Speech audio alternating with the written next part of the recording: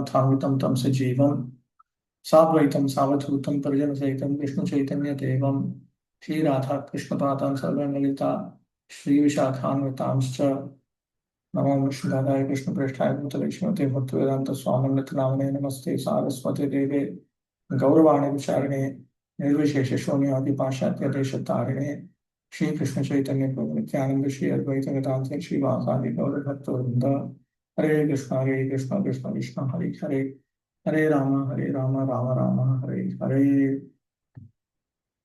Okay, let's resume. We shall find therefore in this Bhagavad-gita that the complete whole is comprised of the supreme controller, Ishvara, the controlled living entities, Jivas, the cosmic manifestation, Prakriti, eternal time, Kala, and Karma, or activities. And all of these are explained in this text. All of these taken completely form the complete whole, and the complete whole is called the Supreme Absolute Truth. That is because the Supreme Absolute Truth is actually the Supreme Controller, but the controlled living entities, the cosmic manifestation, eternal time, and karma are all potencies of the Supreme Controller. So therefore, the complete whole is called the Supreme Absolute Truth. The complete whole and the complete absolute truth are the complete personality of Godhead Sri Krishna. All manifestations are due to his different energies. He is the complete whole. It is also explained in the Gita that impersonal Brahman is also subordinate to the complete Supreme Person. Brahmano hi pratishtha ham pratishtha aham. Brahmanaha hi pratishtha aham. I am the foundation of Brahman.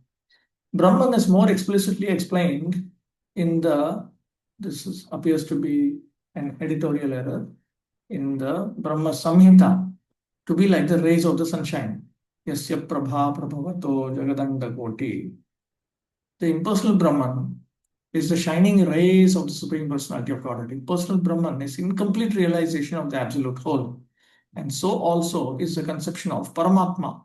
In the 15th chapter, it shall be seen that the Supreme Personality of Godhead, Purushottama, is above both impersonal Brahman and the partial realization of Paramatma. This particularly is the explanation of Vishwanath Chakravarti Thakur on the 15th chapter.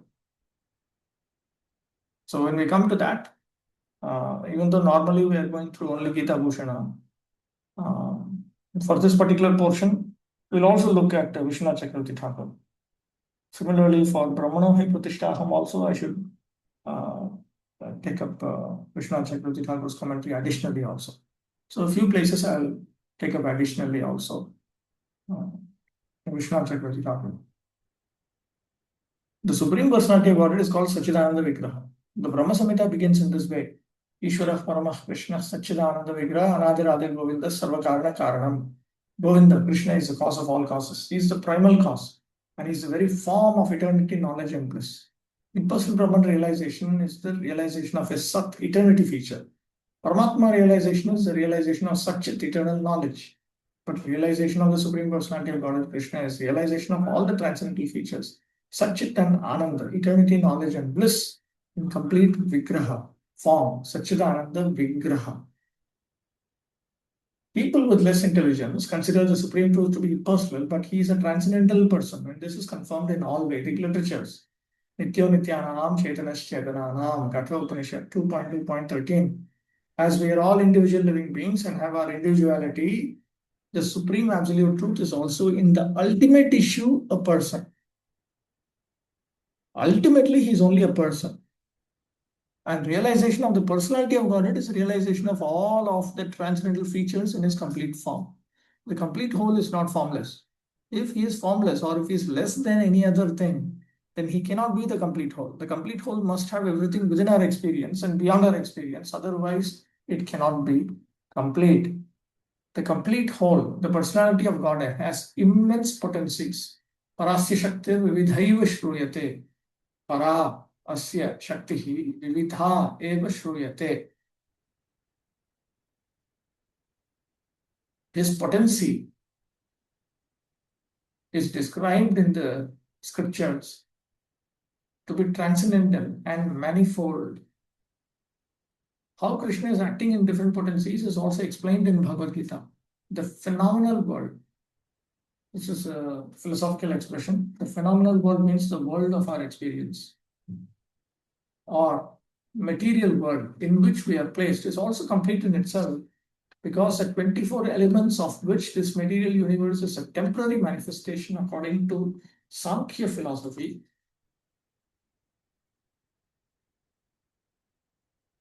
are completely adjusted to produce complete resources which are necessary for the maintenance and subsistence of this universe. In other words, each universe, each Brahmanda is self-sufficient.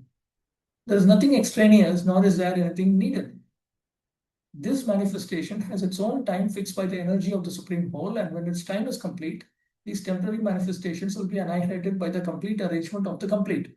There is complete facility for the small complete units, namely the living entities, to realize the complete. And all sorts of incompleteness are experienced due to incomplete knowledge of the complete.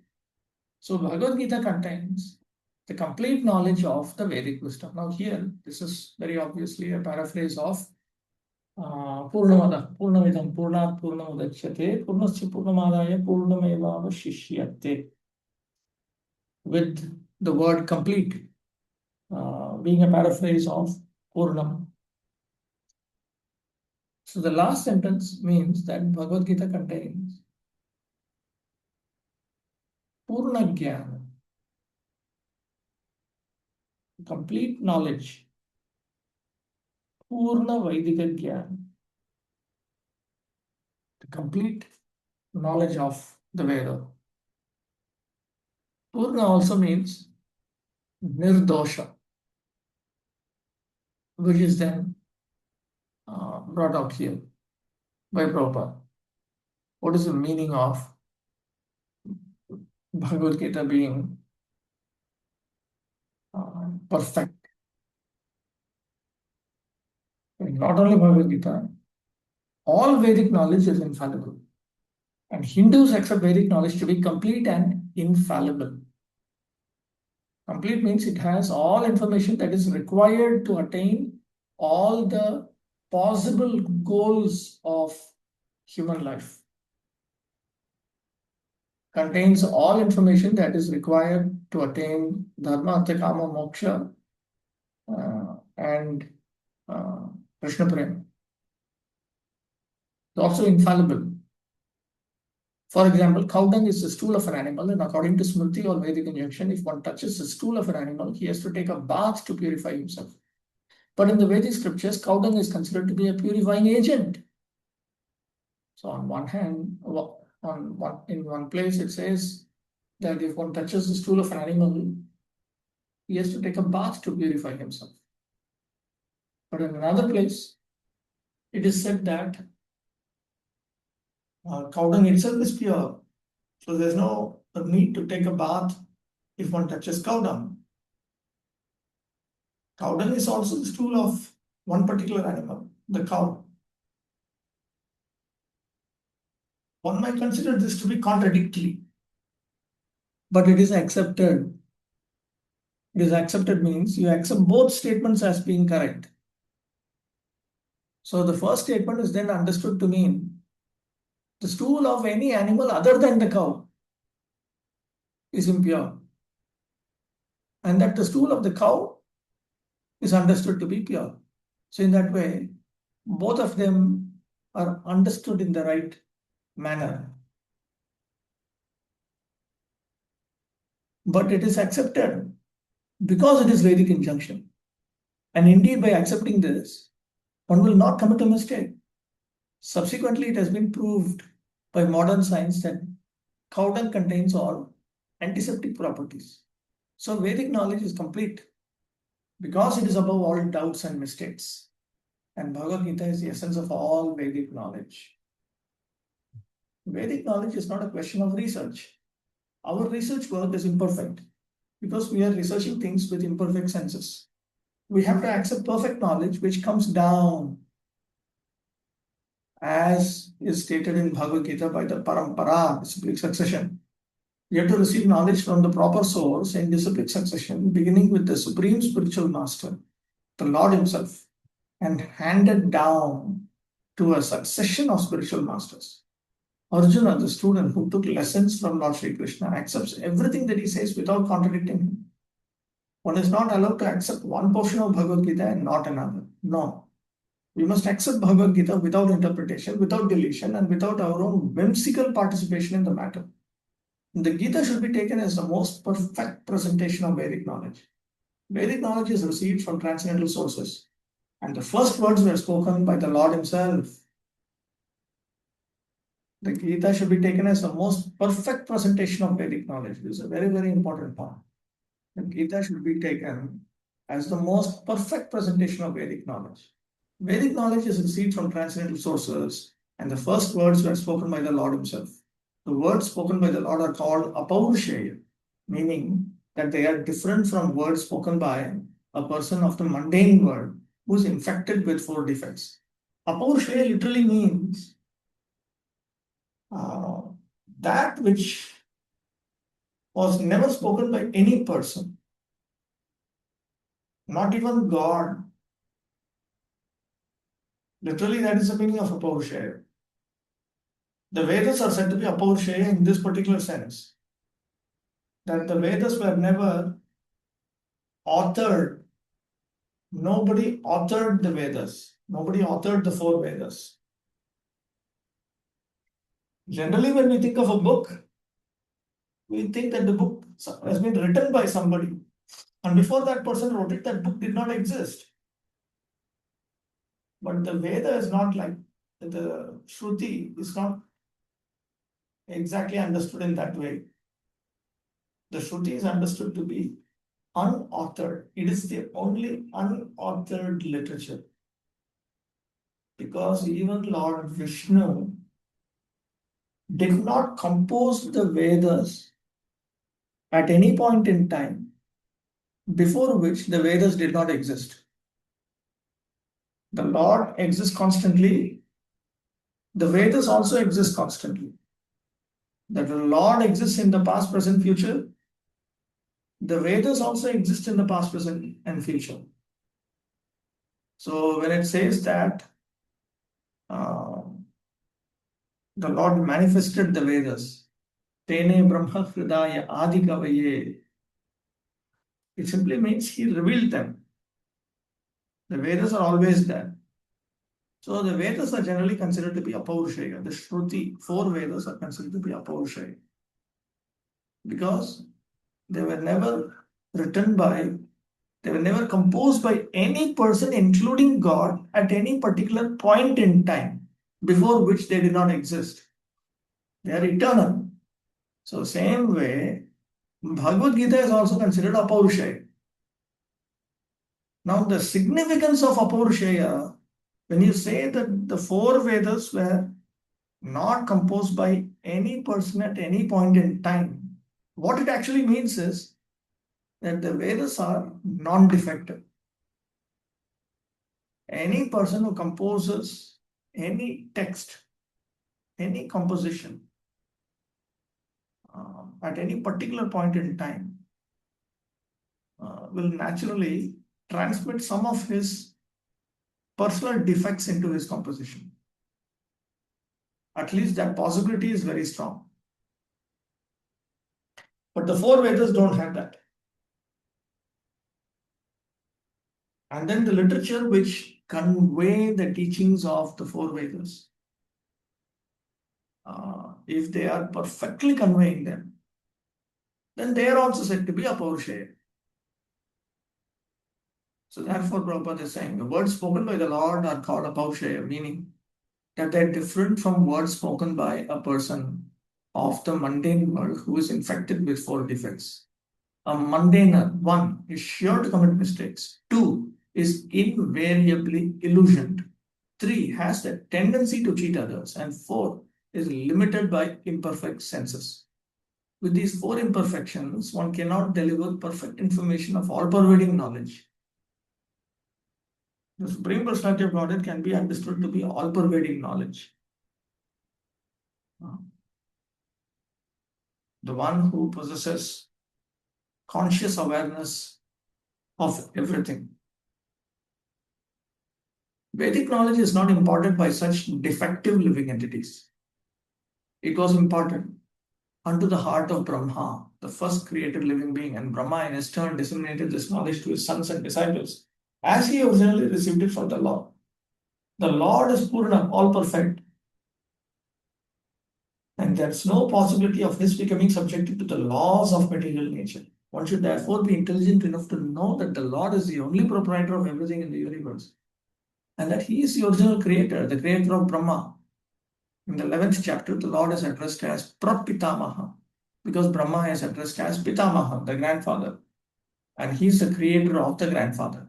So no one should claim to be the proprietor of anything. One should accept only things set aside for him by the Lord as his quota for his maintenance.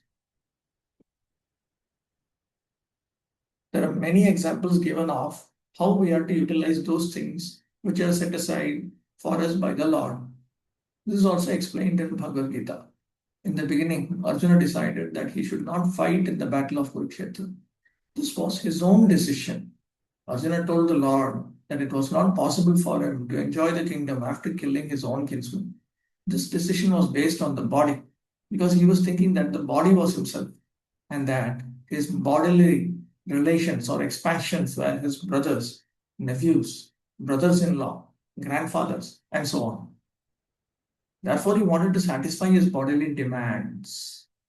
Bhagavad Gita was spoken by the Lord just to change this view. And at the end, Arjuna decides to fight under the directions of the Lord when he says, Karishye Vachanam Tava. I shall act according to your word. Karishye Vachanam. I will do whatever you say. I shall act according to your word. In this world, men are not meant for quarreling like cats and dogs. Men must be intelligent to realize the importance of human life and refuse to act like ordinary animals. That means an intelligent human being should refuse to limit his life to the pleasures of ahara nidra bhayamaitana. The pleasures of seeking ahara nidra bhayamaitana. Bhaya in the extended sense of defense. A human being should realize the aim of his life. He should first of all understand what God wants him to achieve in his life. And he should realize that particular aim of his life. And this direction is given in all Vedic literatures, and the essence is given in Bhagavad-gita. Vedic literature is meant for human beings, not for animals.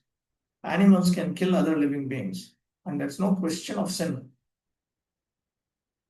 on their part. But if a man kills an animal for the satisfaction of his uncontrolled taste, he must be responsible for breaking the laws of nature. In the Bhagavad Gita, it's clearly explained that there are three kinds of activities according to the different modes of nature: the activities of goodness, of passion, and of ignorance. Similarly, there are three kinds of eatables also: eatables in goodness, passion, and ignorance. All of this is clearly described. And if we properly utilize the instructions of Bhagavad Gita, then our whole life will become purified. And ultimately, we will be able to reach the destination which is beyond this material sky. So, Prabhupada has first of all explained Sambandha, and he's also explained Pramana.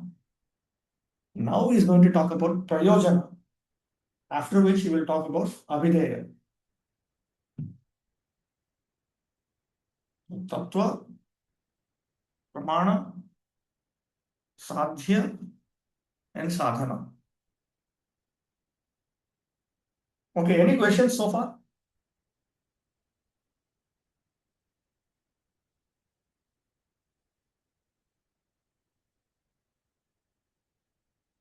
Otherwise, I'll proceed. That destination is called the Sanatana sky. Prabhuji, Yeah. Prabhu, in one line, Prabhupada was saying that Bhagavad Gita, it contains it's like essence of Vedic wisdom or complete knowledge of Vedic wisdom is there in Bhagavad-gita. So it's in synopsis form, and then other places have detailed versions. Yes. So for beginners, or like sometimes situations are there when a person he hears something randomly on internet, some random portion of scriptures from this Puran or that Upanishad, and then he starts discussing. So we should always try to bring him back to Bhagavad Gita and discuss from there only. That would be best policy. That would be very systematic education. Okay, bro. One thing is, in today's India, it appears to be, um, uh, I don't know what to call a trend or a habit, that people seem to be quite interested in spirituality, but it is all some kind of social media spirituality. Just one Instagram post there, one Facebook post here, one YouTube reel here, or something they read from email, something, some WhatsApp forward. It's all some kind of a daily dose of miscellaneous spiritual content, some of which are actually questionable also. Most So, are yeah. only some are okay. Huh? Most are questionable, Prabhu. Most are questionable. Misinformed. Just they do talk nonsense. Most of them. They come and just. Most of them are of course impersonalists. And then somebody listens to this Maharaj speaking from this place, holy place, and that Maharaj speaking from that holy place. All these things are going on. And in that sense, there seems to be a lot of interest in Indian spirituality. But it is systematic education that is required. So if we can convince our clients, you can say, or our students to systematically study. Anyway, to become a doctor also, you need to systematically study. To become an engineer, you need to systematically study. So why not Vedic spirituality also? Why can't it be subjected to systematic study? So if it is taught in that manner, it will be very helpful actually. Start with something which they can study, Bhagavad-gita. Otherwise, they themselves, they get so confused. It's just one thing here, one thing there, one thing here, one thing there, and it's all some big, so many dots, and they don't know really how to connect these dots also.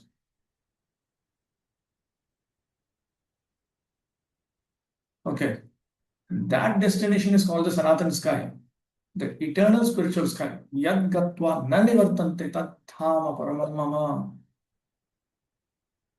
In this material world, we find that everything is temporary. It comes into being, stays for some time, produces some byproducts, dwindles, and then vanishes. That is the law of the material world. Whether we use, as an example, this body, or a piece of fruit, or anything. But beyond this temporary world, there is another world of which we have information. That world consists of another nature, which is Sanatan, eternal. The Jiva is also described as Sanatan, eternal. And the Lord is also described as Sanatan. In the 11th chapter, Sanatanastvam Purusho Mato Me, we have an intimate relationship with the Lord, and because we are all qualitatively one, the Sanatan Dham or sky, the Sanatan Supreme Personality of Godhead, and the Sanatan living entities, the whole purpose of Bhagavad Gita is to revive our Sanatan occupation or Sanatan Dharma, which is the eternal occupation of the living entity. We are temporarily engaged in different activities, but all of these activities can be purified when we give up all these temporary activities and take up the activities which are prescribed by the Supreme Lord. That is called our pure life. I thought there's some question here. What is the systematic study? that I'm referring to. It means that you teach them Bhagavad-gita systematically from beginning to the end. There are courses that ISKCON has developed for teaching people. So these kind of courses will be very helpful. The Supreme Lord and His Transcendental Abode are both Sanatan, as are the living entities, and the combined association of the Supreme Lord and the living entities in the Sanatan Abode is the perfection of human life. In Bhagavad Gita, this is what is presented by Lord Krishna as the supreme goal, to attain the abode of the Supreme Lord and serve Him with pure devotion. So therefore, in Prabhupada's introduction also, he has extracted those points. The Lord is very kind to the living entities because they are His sons. The Lord Krishna declares in Bhagavad Gita, Sarva Yonishu Aham Bija Pratah Pita, I am the father of all. Of course, there are all types of living entities according to their various karmas. But here, the Lord claims that He is the father of all of them. Therefore, the Lord descends to reclaim all of these fallen conditioned souls to call them back to the Sanatan eternal sky, so that the Sanatan living entities may regain their eternal Sanatan positions in eternal association with the Lord. The Lord comes Himself in different incarnations, or He sends His confidential servants as sons, or His associates, or acharyas to reclaim the conditioned souls. Therefore, Sanatan Dharma does not refer to any sectarian process of religion. It is the eternal function of the eternal living entities in relationship with the eternal Supreme Lord. Sanatan Dharma refers, as stated previously, to the eternal occupation of the living entity. Sripad Ramanujacharya has explained the word Sanatana as that which has neither beginning nor end. So when we speak of Sanatana Dharma, you must take it for granted on the authority of Sripad Ramanujacharya that it has neither beginning nor end. The English word religion is a little different from Sanatan Dharma. Religion conveys the idea of faith, and faith may change. One may have faith in a particular process, and he may change this faith and adopt another. But Sanatana Dharma refers to that activity which cannot be changed. Similarly, for instance, liquidity cannot be taken from water, nor can heat be taken from fire. Similarly, the eternal function of the eternal living entity cannot be taken from the living entity, cannot be separated from the living entity. Sanatan Dharma is eternally integral with the living entity. When we speak of Sanatan Dharma, therefore, we must take it for granted on the authority of Sripad Ramanujacharya that it is neither beginning nor end. That which is neither end nor beginning must not be sectarian, for it cannot be limited by any boundaries. Those belonging to some sectarian faith will wrongly consider that Sanatan Dharma is also sectarian. But if we go deeply into the matter and consider it in the light of modern science, it is possible for us to see that Sanatan Dharma is the business of all the people of the world. Nay, nay is Old English for no, of all the living entities of the universe. 1 minute.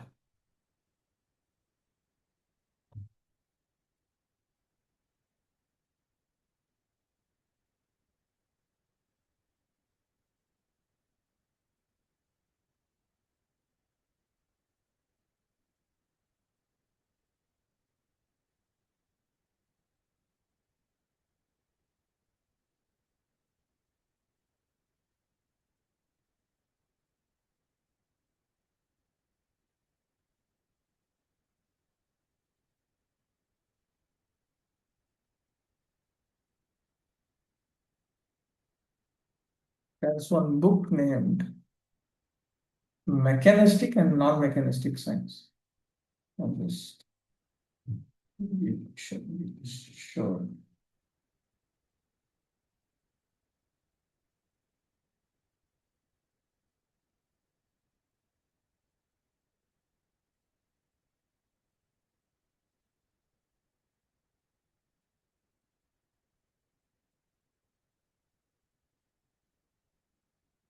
This is written by Sadaputta Das, and I think it was published in 1981.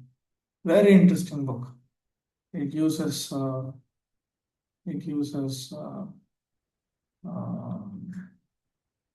various modern concepts in order to explain the position of the Jivatma as being distinct from the body. It brings in the topic of Paramatma also. And it talks about Bhakti Yoga and so on. Very interesting book. The book was appreciated by two Nobel laureates also. Two Nobel laureates on physics. So it is a fact that one can actually go deep into the matter and consider it in the light of modern science. Okay. Question. Prabhu, this format of like teacher reading, and then there are some sessions in which the teacher will ask the students to read. So, is there some reason behind that? A certain structure, like you chose that you will read the sections. That is Just simply the choice of particular teachers. I prefer to read and explain. we read, like I have this experience. I read this, but maybe I did not catch everything which I read. When now we are going, so it of course I forgot many of the things, but No, but it is a very nature of the scriptures that every time you read, you discover something new. That is also there. okay. Non-Sanatan religious faith may have some beginning in the annals of human history. Annals means records, the records of human history. But there is no beginning to the history of Sanatan Dharma because it remains eternally with the living entities. Insofar as the living entities are concerned, means as far as the living entities are concerned, the authoritative Shastras state that the living entity has neither birth nor death. In the Gita, it is stated that the living entity is never born and he never dies. He is eternal and indestructible, and he continues to live after the destruction of his temporary material body. In reference to the concept of Sanatana Dharma, we must try to understand the concept of religion from the Sanskrit root meaning of the word dharma. Dharma refers to that which is constantly existing with a particular object. We conclude that there is heat and light along with the fire. Without heat and light, there is no meaning to the word fire. Similarly, we must discover the essential part of the living being, that part which is his constant companion. That constant companion is his eternal quality. Dharma also means quality. So, Sanatana Dharma can also mean eternal quality. And that eternal quality is his eternal religion. Dharma also means religion. So, when we talk of Sanatana Dharma, we might refer to it as the eternal religion. But that eternal religion should be understood to refer to the eternal quality of every individual conscious being. When Sanatana Goswami asked Sri Chaitanya Mahaprabhu about the Swarupa of every living being, the Lord replied that the Swarupa or constitutional position of the living being is a rendering of service to the Supreme Personality of Godhead. If we analyze this statement of Lord Chaitanya's, we can easily see that every living being is constantly engaged in rendering service to another living being. Chaitanya Mahaprabhu's statement is, Jiver Swarupa Hoy, Krishner Nityadas. The Swarupa of the Jiva is that he is an eternal servant of Krishna. So, first of all, Prabhupada brings to our attention the fact that every Jivatma is a Nityadas. He is a Nityadas. He is constantly engaged in rendering service to another living being. A living being serves other living beings in various capacities, in various ways. By doing so, the living entity enjoys life. Service also brings happiness. The lower animals serve human beings as servants serve their master. A serves B master, B serves C master, and C serves D master, and so on. Under these circumstances, we can see that one friend serves another friend, the mother serves the son, the wife serves the husband serves the wife, and so on. If we go on searching in this spirit, we will be seeing that there is no exception in the society of living beings to the activity of service. The politician presents his manifesto for the public to convince them of his capacity for service to them. The voters therefore give the politician their valuable votes, thinking that he will render valuable service to society. The shopkeeper serves the customer, and the artisan serves the capitalist. The rich man who is sponsoring his artwork.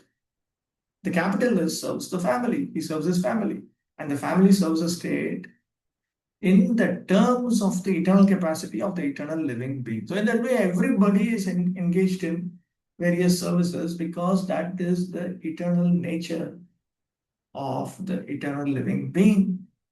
And we all have the capacity to engage in such services. That capacity is also eternally integral with the living beings. In this way, we can see that no living being is exempt from rendering service to other living beings.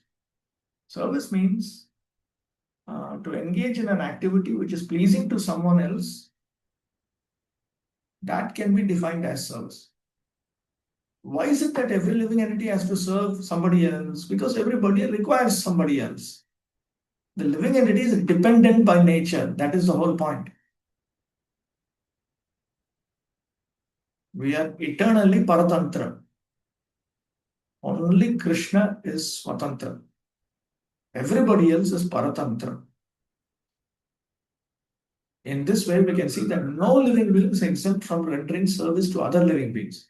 And therefore, we can safely conclude that service is the constant companion of the living being. And that the rendering of service is the eternal religion of the living being. That is the eternal quality of the conscious, limited living beings. So therefore, that should be accepted as the Sanatana Dharma of the living being. Yet man professes to belong to a particular type of faith with reference to particular time and circumstance, and thus claims to be a Hindu, Muslim, Christian, Buddhist, or an adherent of any other sect. Such designations are non-Sanatan Dharma. A Hindu may change his faith to become a Muslim, or a Muslim may change his faith to become a Hindu, or a Christian may change his faith, and so on. But in all circumstances, the change of religious faith does not affect the eternal occupation of rendering service to others. The Hindu, Muslim, or Christian in all circumstances is a servant of someone. Thus, to profess a particular type of faith is not to profess one's Sanatana Dharma. The rendering of service is Sanatana Dharma.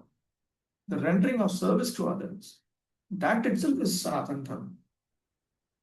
Factually, we are related to the Supreme Lord in service. That means, actually,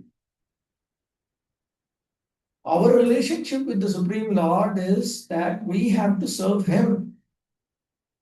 The Supreme Lord is the Supreme Enjoyer, and we living entities are the servitors, enjoyer.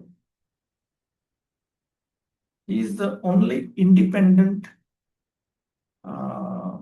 personality who can choose how to derive pleasure. That is the significance of saying that he is Swatantra Ishvara. He is the only independent personality who has the prerogative to choose how to derive pleasure.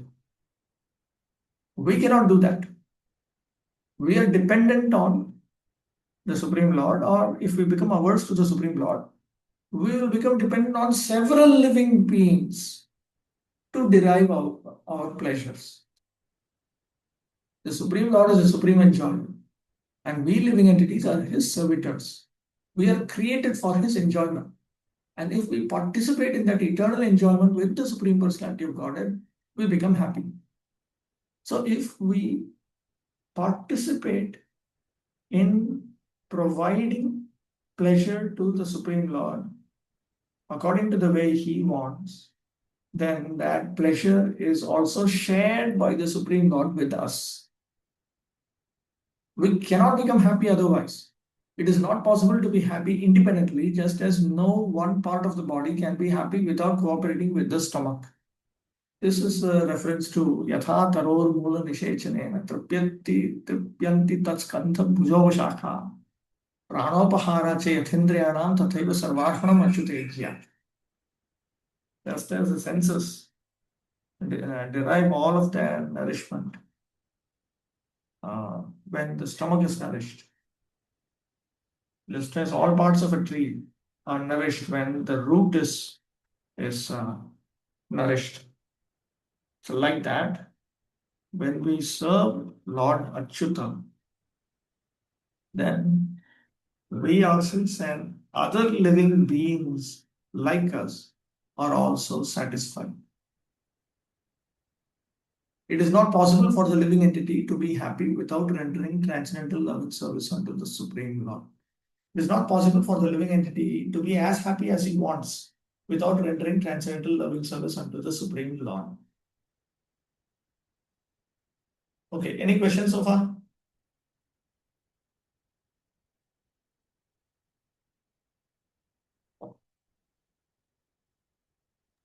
Prabhu, that statement which you said that only Lord can choose the way he wants to be happy and we cannot.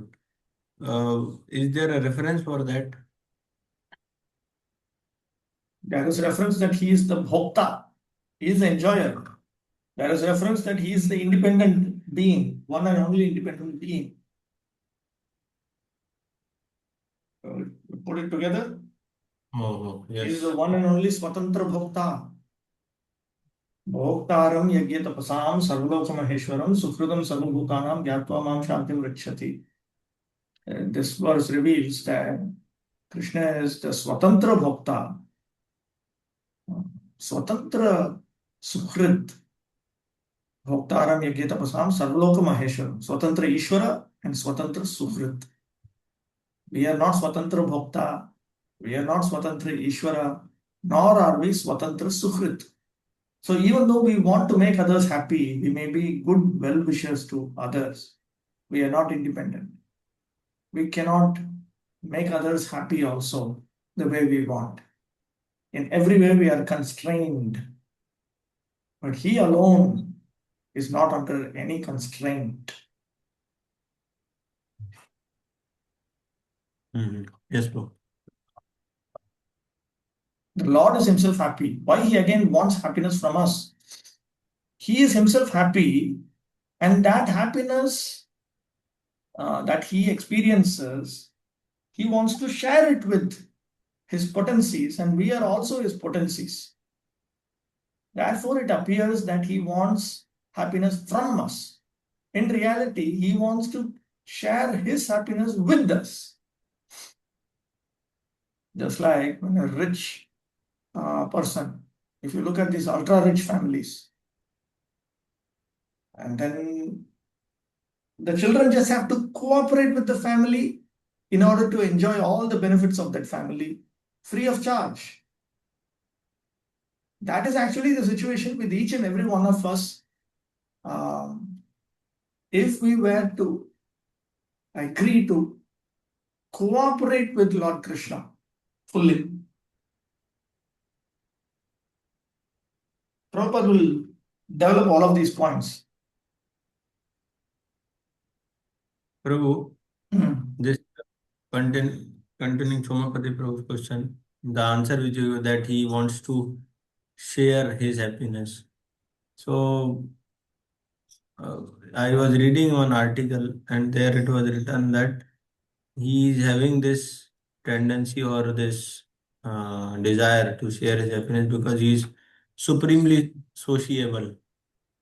Like if God is source of everything, he should be source of this tendency also to socialize, and this should be present in him in infinite degree. So he is supremely sociable. That's why he does like this. So this correct state way of explaining? Yeah, I think that's also a fine explanation. That's fine. Okay. In the Bhagavad-gita, worship of different demigods or rendering service to them is not approved.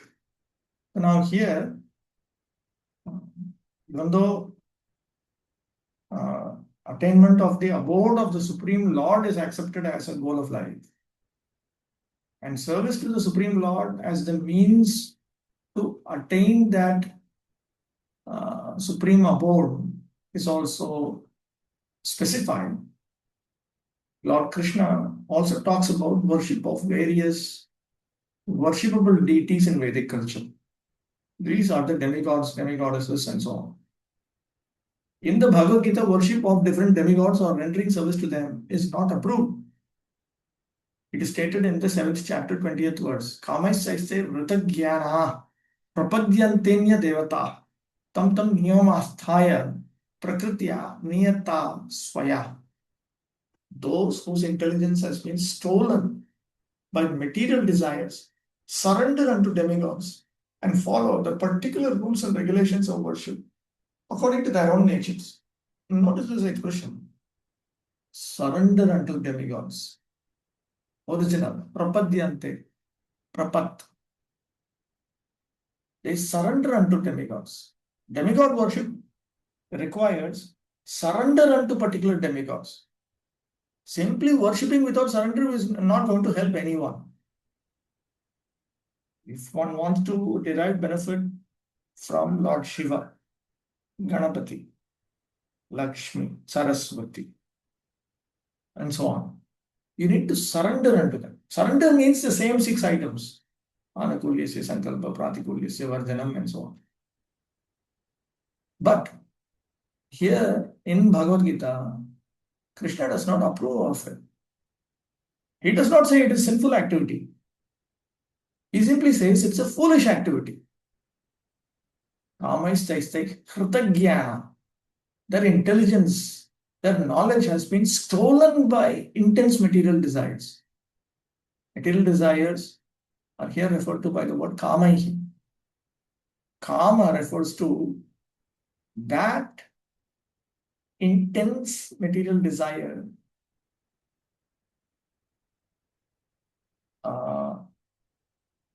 without fulfilling which you cannot function at all. This is Ramanujacharya's explanation. It is not simply some liking. It is more than liking now. You need that, otherwise you will die. I mean, you think like that. I cannot function. So these are intolerable material desires.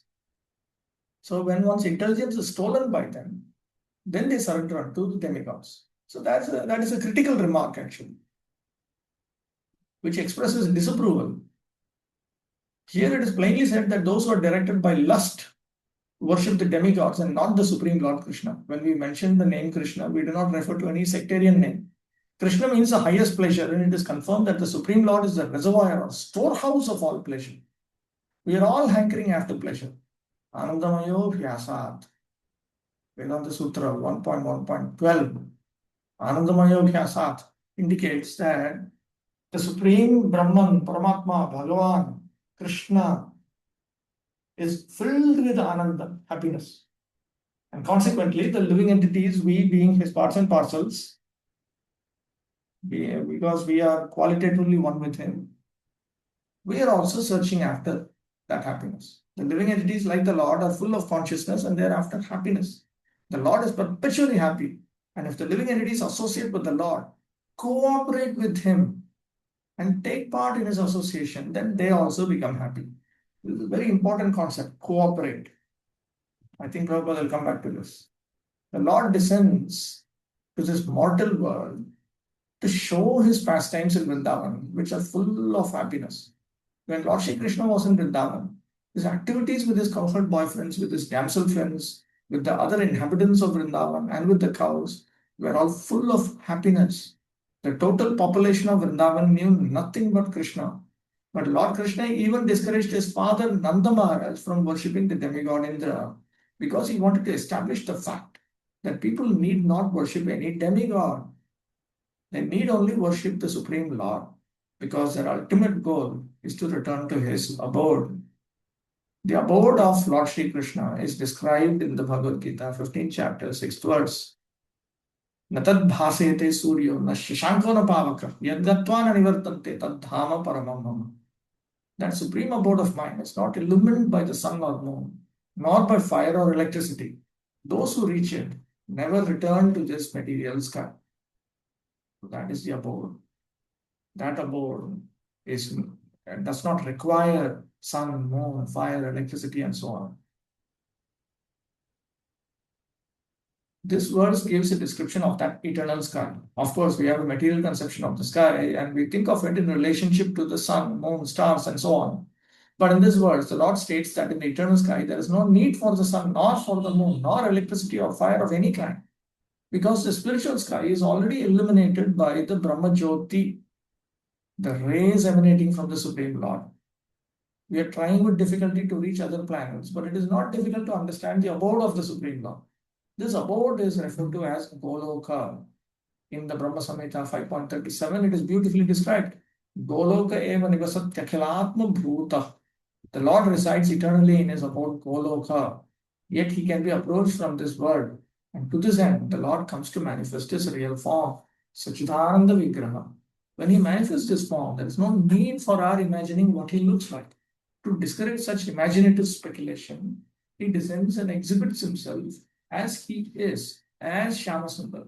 Unfortunately, the living and the less intelligent deride him because he comes as one of us and plays with us as a human being. But because of this, we should not consider the Lord one of us.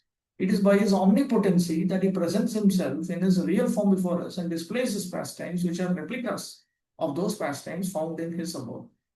So if the Supreme Being can do anything, if he is omnipotent, can he not appear before us in a form that we can appreciate and interact with us? If we say he is omnipotent, certainly it should be possible for him. In the effulgent rays of the spiritual sky, there are innumerable planets floating. The Brahma Jyoti emanates from the supreme abode, Krishna Loka, and the Anandamaya, Chinmaya planets, which are not material, float in those rays. The Lord says, Natad bhasayate suryo na shashanko na pavaka yadgatva na nivartante tadhama paramam mama. One who can approach that spiritual sky is not required to descend again to the material sky. In the material sky, even if we approach the highest planet Brahmaloka, what to speak of the moon, we will find the same conditions of life, namely birth, death, disease, and old age. Everywhere there is life. And everywhere you are going to see that living beings go through this. No planet in the material universe is free from these four principles of material existence. That is the point. The living entities are traveling from one planet to another.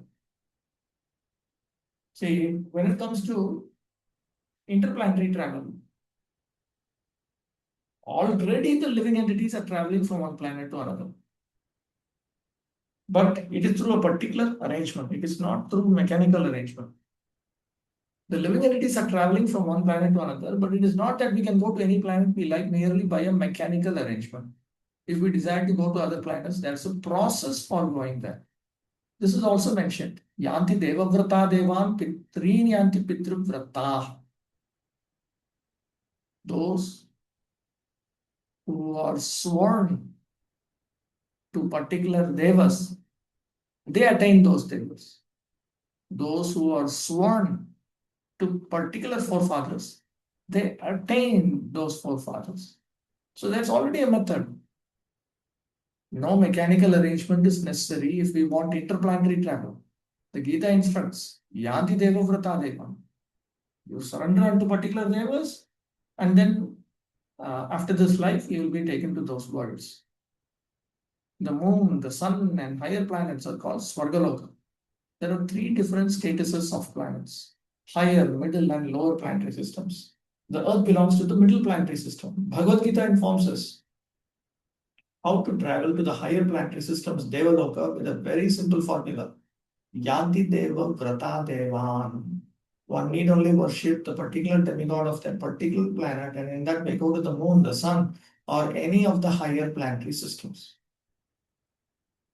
Yet, Bhagavad-gita does not advise us to go to any of the planets in this material world, because even if we go to Brahmaloka, the highest planet, through some sort of mechanical contrivance, through some mechanical arrangement, by maybe traveling for 40,000 years, And who would live that long? We will still find the material inconveniences of birth, death, disease, and old age. But one who wants to approach the supreme planet Krishna Loka or any other planet within the spiritual sky will not meet with these material inconveniences.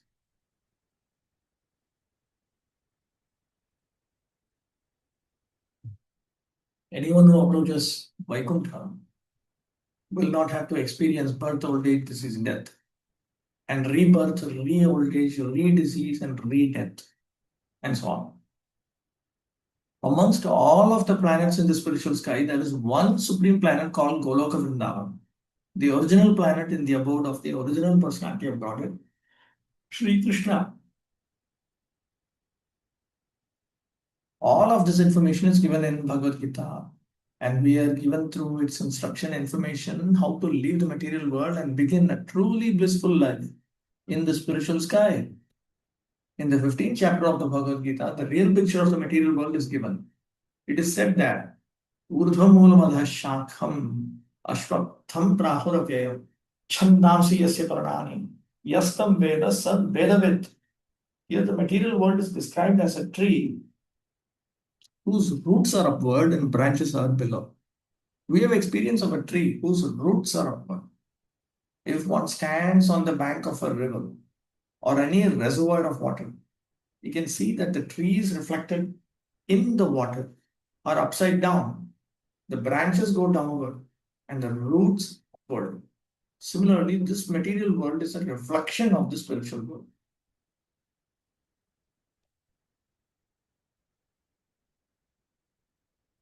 The material world is but a shadow of reality. In the shadow, there is no reality or substantiality. But from the shadow, we can understand that there are substance and reality. In the desert, there is no water, but the mirage suggests that there is such a thing as water. In the material world, there is no water, but there's no water, meaning there is no happiness. But the real water of actual happiness is there in the spiritual world. This kind of presentation is found throughout the Srimad Bhagavatam. That this world is false, this world is false. It means it's temporary. The Lord suggests that we attain the spiritual world in the following manner. 15.5 Nirmana moha jita sangha dosha adhyatma nitya vinivritta kama dvandvair vimukta subhadukka sangyair gacchantya mudha padamavyayam tat. That padamavyayam or eternal kingdom can be reached by one who is nirmana moha. What does this mean? We are after designations. Someone wants to become sir, someone wants to become lord, someone wants to become the president or a rich man or a king or something else.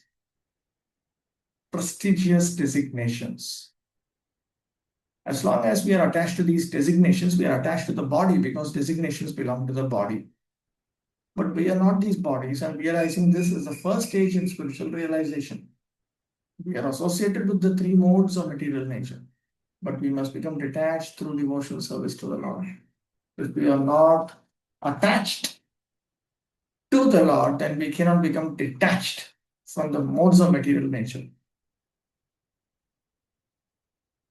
Designations and attachments are due to our lust and desire, or wanting to lord it over the material nature. As long as we do not give up this propensity of lording it over material nature, there is no possibility of returning to the kingdom of the Supreme, the Sanatana Dharma.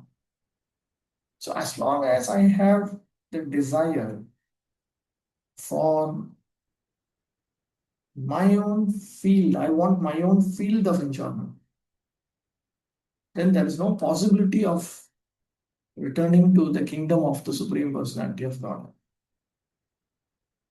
That eternal kingdom, which is never destroyed, can be approached by one who is not bewildered by the attractions of false material enjoyments, who is situated in the service of the Supreme Lord.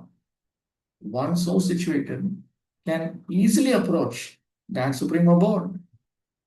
Elsewhere in the Gita, in point 21, it is stated, Avyatokshara ityuktas tamahu paramam gatim yam prapya nivattante tadhama paramam. Avyakta means are manifest. Not even all of the material world is manifested before us. Our senses are so imperfect that we cannot even see all of the stars within this material universe. In the Vedic literature, we can receive much information about all the planets and we can believe it or not believe it. All of the important planets are described in the Vedic literatures, especially Srimad Bhagavatam, and the spiritual world, which is beyond this material sky, is described as Avyakta, unmanifested.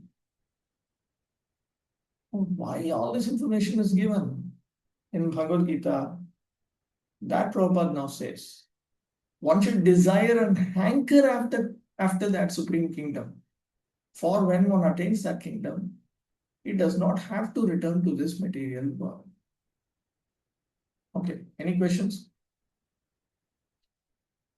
So Prabhupada has now described prayojana, sadhya.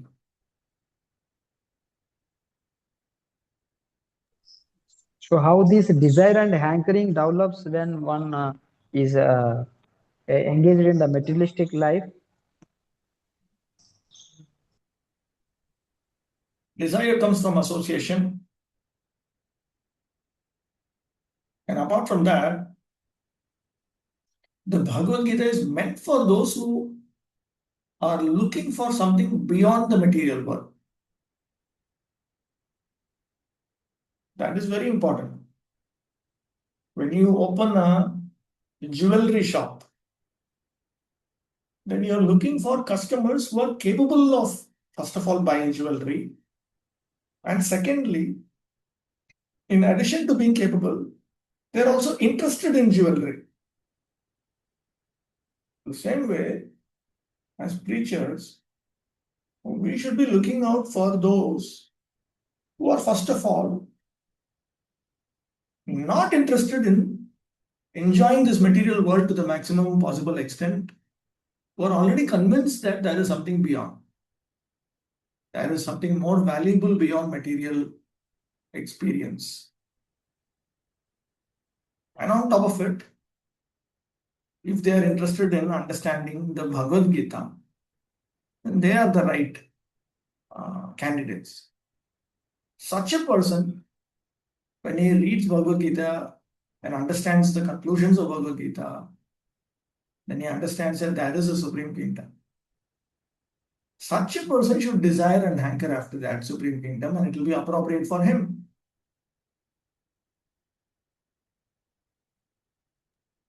But the same Bhagavad Gita is also for the fulfills the material desires, so people want to learn. No, but the whole Bhagavad Gita, Krishna is condemning the process of trying to find happiness within the material world.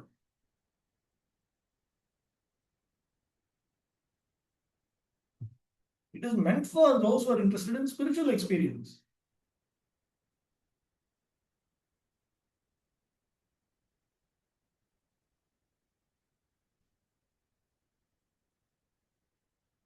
Okay, let's move on. Abhideya. Next one may raise the question of how one goes about approaching that abode of the Supreme Lord. Information of this is given in the 8th chapter. It is said there, Antakale cha mameva smaran muktva kalevaram yah prayati samadbhavam yati nasti atra samshayam. And whoever at the end of his life quits his body remembering me alone, at once attains my nature. Of this, there is no doubt. 8.5.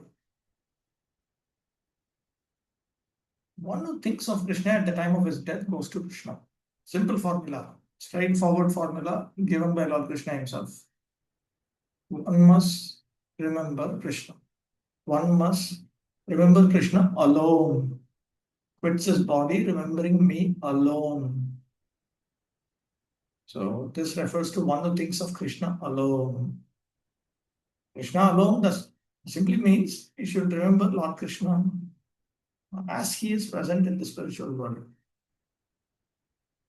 Not that he wants to serve Krishna and he also wants to enjoy this world. Not like that. One must remember the form of Krishna. If he quits his body thinking of this form, he surely approaches the spiritual kingdom. Madbhavam refers to the supreme nature of the supreme being. So he attains mind nature, madbhava. That means he attains the supreme nature of the supreme being. The supreme being is Sachidananda Vigraha. That is, his form is eternal, full of knowledge and bliss. Our present body is not Sachidananda. It is Asat, not Sat. It is not eternal, it is perishable. It is not Chit, full of knowledge, but it is full of ignorance. We have no knowledge of the spiritual kingdom, nor do we even have perfect knowledge of this material world, where there are so many things unknown to us. The body is also Nirananda. Instead of being full of bliss, it is full of misery. All of the miseries we experience in this material world arise from the body. But one who leaves this body, thinking of Lord Krishna, the Supreme Personality of Godhead, at once attains is Sachidananda body. See, attains my nature means he attains a Sachidananda nature, which means he attains a Sachidananda body. The process of quitting this body and getting another body in the material world is also organized. Now, this is for context. When talking about quitting the body, what is the significance of quitting the body and attaining the Supreme Lord's abode? How is it any different from quitting the body while thinking of anything or anyone other than Krishna? So Prabhupada, to explain that context, is talking of this. The process of quitting this body and getting another body in the material world is also organized. A man dies. After it has been decided what form of body he will have in the next life. Higher authorities, not the living entity himself, make this decision. Karmana Daivanetrena. In accordance with this karma, that decision is made by higher leaders, celestial leaders. According to our activities in this life, we either rise or sink. We either rise, first of all, there's a hierarchy of species. Brahma at the top, immovable living entities at the bottom, human beings somewhere in between. So, if we engage in pious activities, then after we die, the Jivatmas are taken out of the physical bodies and we are given some upgraded body, upgraded birth in some upgraded species. This is what Prabhupada refers to as rising. Otherwise, we commit sinful activities. Then we will be given a body in some lower species. This is what Prabhupada refers to as sinking. This is very, very important to keep in our mind. If we don't remember the core teachings of Bhagavad-gita, we cannot appreciate the contribution of Srimad Bhagavatam. And certainly we will not be able to sufficiently appreciate the teachings of Chaitanya Charitamrita also. So these are all very, very important. This life is a preparation for the next life. If we can prepare, therefore, in this life to get promotion to the kingdom of God, then surely after quitting this material body, we will attain a spiritual body just like the Lord's. So this life is a preparation for the next life. That is a standard principle. Just like people go to companies, they work, they are paid at the beginning of the next month. So work this month is going to benefit you next month. So each life is one unit of material experience. So this life is a preparation for the next life. But that itself, according to Bhagavad-gita, can be utilized to directly shoot up to the spiritual world itself.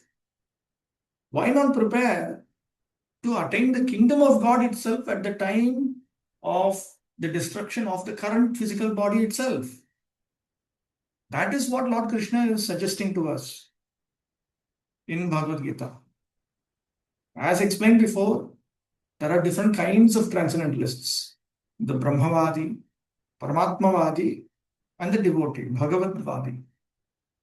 And as mentioned in the Brahmajyoti, spiritual sky, there are innumerable spiritual planets. The number of these planets is far, far greater than all of the planets of this material world. This material world has been approximated as only 1/4 of the creation. Ekamshena sthito jagat. This is not to be taken literally. Approximated.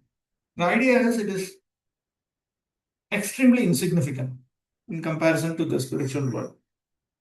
In this material segment, there are millions and billions of universes with trillions of planets and suns, stars, and moons. But this whole material creation is only a fragment of the total creation. Most of the creation is in the spiritual sky. One who desires to merge into the existence of the Supreme Brahman is at once transferred to the Brahmajyoti of the Supreme Lord and thus attains the spiritual sky. The devotee who wants to enjoy the association of the Lord enters into the Vaikuntha planets, which are innumerable. And the Supreme Lord, by his plenary expansions as Narayana with 4 hands, and with different names like Pradyumna, Aniruddha, and Govinda, associates with him there. Therefore, at the end of life, the transcendentalists think either of the Brahmajyoti, the Paramatma, or the Supreme Personality of Godhead, Shri Krishna. In all cases, they enter into the spiritual sky. But only the devotee or he who is in personal touch with the Supreme Lord enters into the Vaikuntha planets or the Goloka Vrindavan planet. The Lord further adds that of this, there is no doubt. Without a doubt, this is the fact. This must be believed firmly. We should not reject that which does not tally with our imagination. Our attitude should be that of Arjuna. I believe everything that you have said.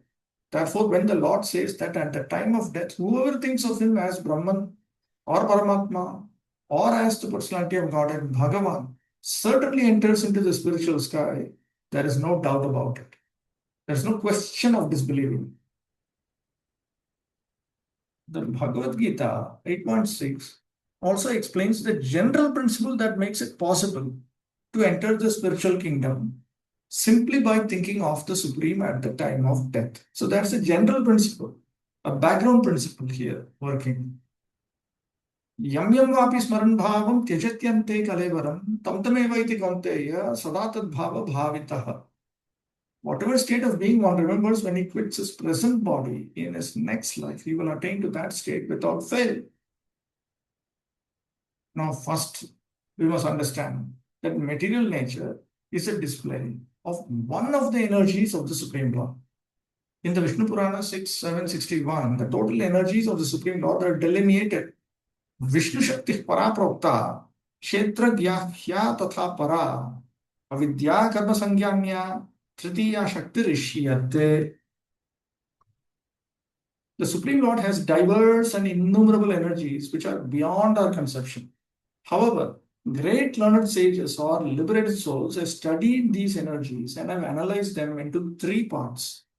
All of the energies are of Vishnu Shakti. That is to say, they are different potencies of Lord Vishnu. The first energy is Para, transcendental. Living entities also belong to the superior energy as has already been explained. The other energies or material energies are in the mode of ignorance. At the time of death, either we can remain in the inferior energy of this material world or we can transfer to the energy of the spiritual world. So the Bhagavad-gita 8.6 says, Yam yam vapi smaran bhavam tyajityante kalevaram tam tameva iti kaunteya sada tad bhava bhavitaha. Whatever state of being one remembers when he quits his present body, in his next life he will attain to that state without fail. So if my consciousness is fixed on this third energy of the Lord, which is actually this material world, then we will be here. But if I am thinking of the first energy of the Lord, the transcendental energy, which refers to the spiritual world, then we will be transferred there. So it's a general principle here at work. In life, we are accustomed to thinking either of the material or of the spiritual energy. Now, how can we transfer our thoughts from the material energy to the spiritual energy? There are so many literatures which fill our thoughts with the material energy. Newspapers, magazines, novels, etc. Our thinking, which is now absorbed in these literatures, must be transferred to the Vedic literatures. See, thinking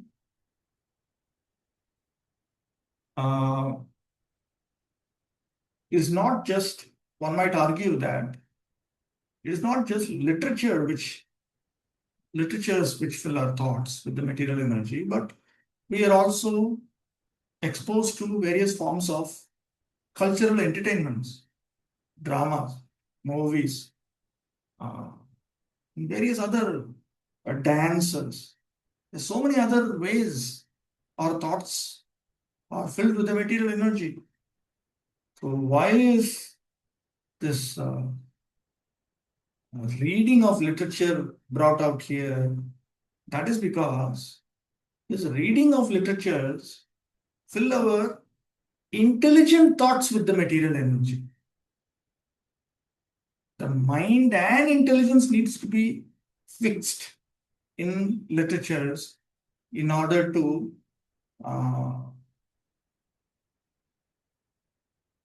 properly function in this material world. Therefore, even in today's world, there are people who say they are proper, just materialists, organized materialists talking to disorganized materialists. That you people should be reading books. You should read at least 100 books. Because when you read, that invokes your intelligence.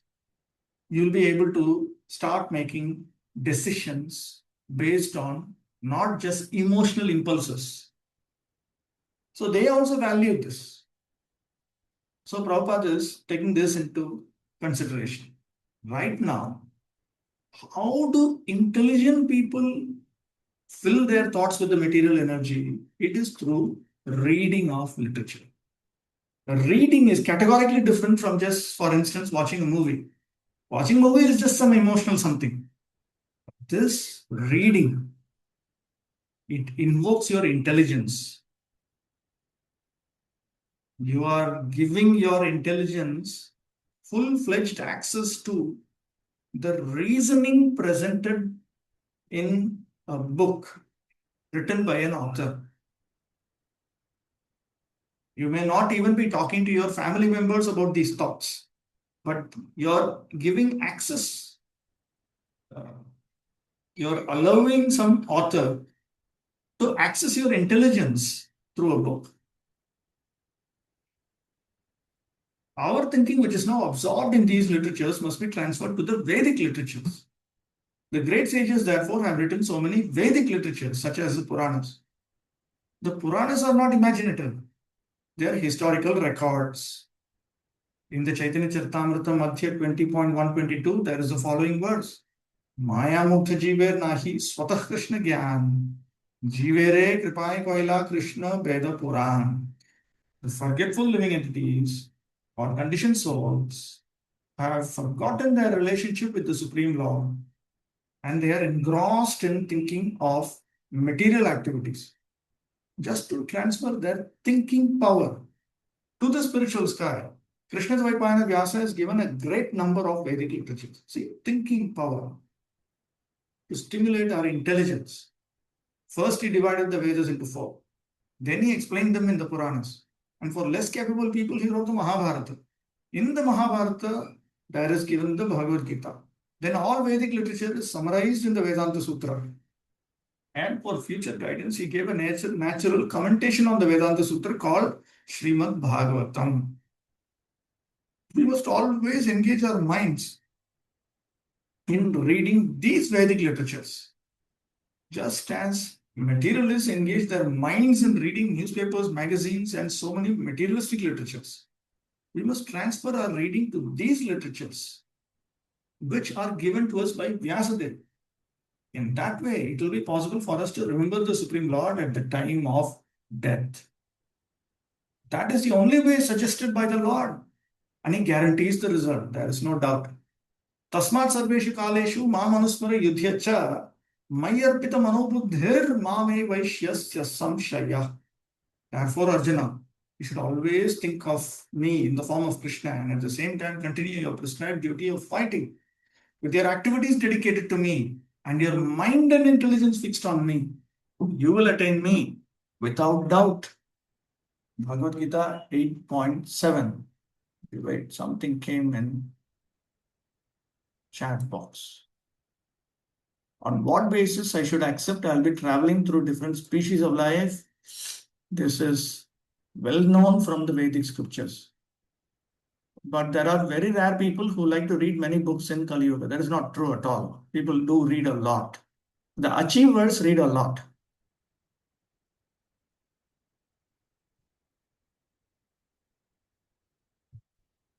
He does not advise Arjuna simply to remember him and give up his occupation. See, here, not only is saying you should dedicate your mind and intelligence to me, he's also saying, Yudhyacha, while you are engaged in your prescribed duty of fighting. Arjuna is a Kshatriya, so naturally he is talking about that. He does not advise Arjuna simply to remember him and give up his occupation. No, the Lord never suggests anything impractical. In this material world, in order to maintain the body, one has to work. Human society is divided according to work into 4 divisions of social order, 4 graded divisions of social order. Brahmana, Kshatriya, Vaishya and Shudra. The Brahmana class or intelligent class is working in one way. The Kshatriya or administrative class is working in another way. And the mercantile class and the laborers are all tending to their specific duties. In the human society, whether one is a laborer, merchant, administrator, or farmer, or even if one belongs to the highest class and is a literary man, a scientist, or a theologian, he has to work in order to maintain his existence. The Lord therefore tells Arjuna that he need not give up his occupation, but while he is engaged in his occupation, he should remember Krishna, Mam Anusmara. If he doesn't practice remembering Krishna while he is struggling for existence, then it will not be possible for him to remember Krishna at the time of death. It's a very important point. If he doesn't practice remembering Krishna while he is struggling for existence, then it will not be possible for him to remember Krishna at the time of death. Lord Chaitanya also advises this. He says, Kirtaniya Sadahari. One should practice chanting the names of the Lord always. The names of the Lord and the Lord are not different. So Lord Krishna's instructions to Arjuna to remember me and Lord Chaitanya's injunction to always chant the names of Lord Krishna are the same instruction. There is no difference between Krishna and Krishna's name are non-different. In the absolute status, in the absolute position, there is no difference between reference and referent. Krishna's name refers to Krishna. So Krishna's name is the reference and Krishna is the referent. Therefore, we have to practice remembering the Lord always, 24 hours a day, by chanting His names and molding our life's activities in such a way that we can remember Him always. Smartavya Satatam Vishnu, Vismartavyo na Jatuchit. Question. Prabhu, so as we can see, previously Prabhupada suggested, or I should say instructed, to engage our minds in reading the Vedic literatures to be able to remember Krishna. And now Prabhupada is presenting this with the same goal to remember Krishna. He is suggesting chanting. So I just want to understand more that reading scriptures, how it helps in chanting, and how chanting helps in absorbing our mind while reading scriptures. Is there a relation? Reading the scriptures focuses our mind and intelligence on Krishna. Chanting Krishna's name is the same as remembering Krishna. See, look at this. Tasmat sarveshu kaleshu mam anusmara. That is one instruction. Sarveshu kaleshu yudhyacha. That's another instruction.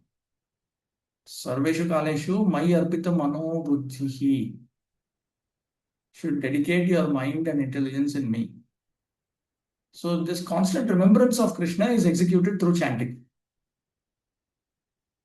Being within one's prescribed duty ensures that his basic yoga-kshema continues. Dedicating the mind and intelligence is also an important component in Krishna consciousness. Therefore, we stress, even though there are so many Vedic literatures, and even though it is a fact that all Vedic literature is ultimately focused on Krishna, Vedeshya sarvai rahameva vedya, Vede Ramayane chaiva, Bharate Purane tatha, Adau Ante cha madhye cha haris sarvatra giyate. Despite that, some scriptures directly describe Lord Krishna. Some other scriptures indirectly describe Lord Krishna. This is because the scriptures are meant to be studied under parampara guidance, not freelance.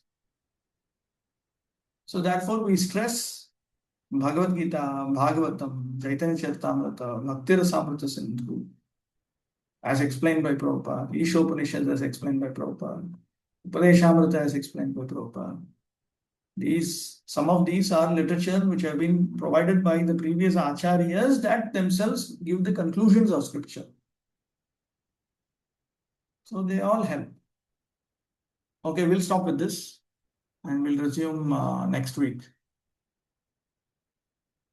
If required, we may have to have 2 sessions per week, if it is possible also. It will be very useful. After Bhagavad Gita, we will go through Bhakti Rasamrita Sindhu. Okay. Vanshakalpatarubhyasya kripasantabhyevacha patitanam pavanebhyo vaishnavebhyo namo.